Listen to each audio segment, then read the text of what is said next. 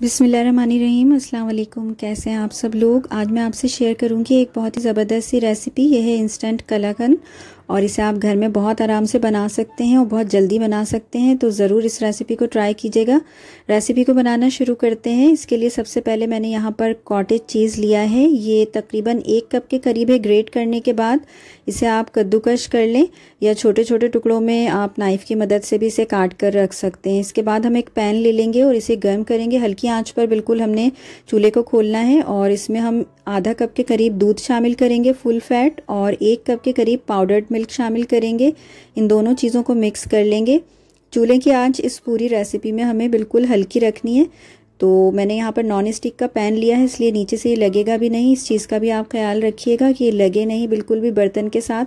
इसके बाद दोनों चीज़ों को मिक्स करके जो कॉटेज चीज़ हमने रखा था ग्रेट करके वो भी इसमें शामिल कर दिया है। इसे भी मिक्स कर लिया है हल्का सा। साथ ही हमने यहाँ पर 1.5 टेबल स्पून के करीब घी शामिल कर लिया है। आप घी की जगह जो कुकिंग ऑयल होता है वो भी यूज़ कर सकते हैं।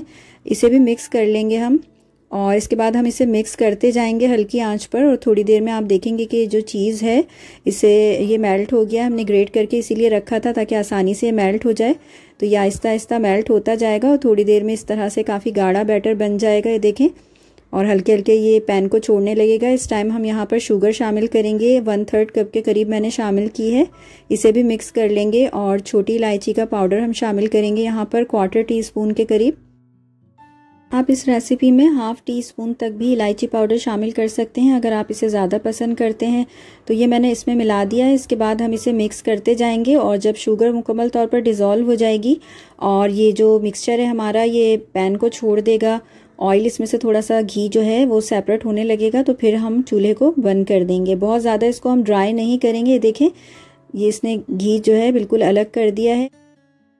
अब हम चूल्हे को बंद कर देंगे। इसके बाद आप कोई सी भी डिश ले लें जो इस बैटर की मुनासबत से हो, उसी साइज़ की हो, थोड़ी छोटी हो, क्योंकि हमने ये बैटर कम बनाया है। अगर आप ज़्यादा बनाना चाहें तो आप इसी रेसिपी को डबल कर लीजिएगा। तो मैंने एक छोटा सा बोल ले लिया है, उसको ग्रीस कर लिया है, नीचे मैंने बटर पेपर भी लगा लिया है और इसके अंदर ये जो तमाम हमारा कलाकंद का मिक्सचर है ये हम ऐड कर देंगे और इसको हल्का सा प्रेस कर लेंगे ऊपर से बिल्कुल ताकि ये फ्लैट हो जाए। और इसके बाद आप इसे फ्रिज में रख दें तकरीबन 10 से 15 मिनट के लिए ताकि ये सेट हो जाए बहुत अच्छे तरीके से। तो इसे फ्लैट करने के बाद मैं फ्रिज में रख दूंगी और फिर जब हम इसे फ्रिज से निकालेंगे तो जिस डिश में हमें सर्व करना है उसमें इसको डायरेक्ट पलट देंगे। ये बहुत आसानी से निकल जाएगा। देखें इस तरह से खुद ही से निकल गया है और अब बटर पेपर भी इसके अंदर ही रह गया है तो आराम से ये निकल जाता है।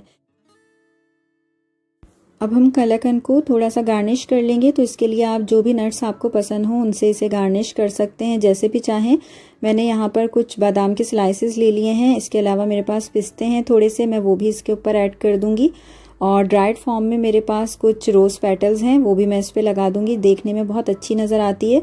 तो इस रेसिपी को आप दावतों वगैरह में भी स्वीट्स के तौर पर बना सकते हैं। स्पेशली अगर आप मुल्क से बाहर रहते हैं तो ये अमूमन अवेलेबल नहीं होती इस तरह की स्वीट्स। तो ज़रूर आप इसे घर में ट्राई करें। ये बहुत ही कम टाइम में बहुत ही आसानी से और बिल्कुल बाज़ार जैसी बनती है। तो ज़रूर इस रेसिपी को ट्राई कीजिएगा और रेसिपीज़ अगर आपको मेरी पसंद आती हैं तो लाइक और शेयर किया कीजिए और मेरे चैनल पर अगर आप फर्स्ट टाइम आए हैं तो सब्सक्राइब कर लीजिएगा। रेसिपी से रिलेटेड कोई भी क्वेश्चन हो तो आप कमेंट बॉक्स में कमेंट करके पूछ सकते हैं।